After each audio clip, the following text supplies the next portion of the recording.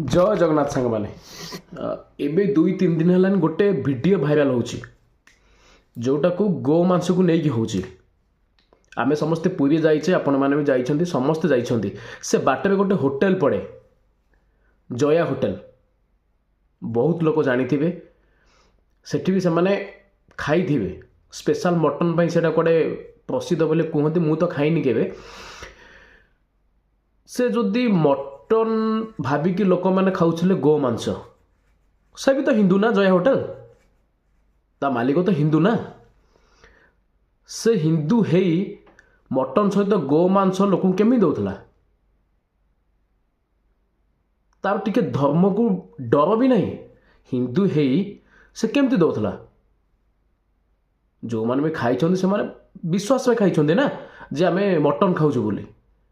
किंतु से गो मांस दौला जदि ये घटनाटा सत हो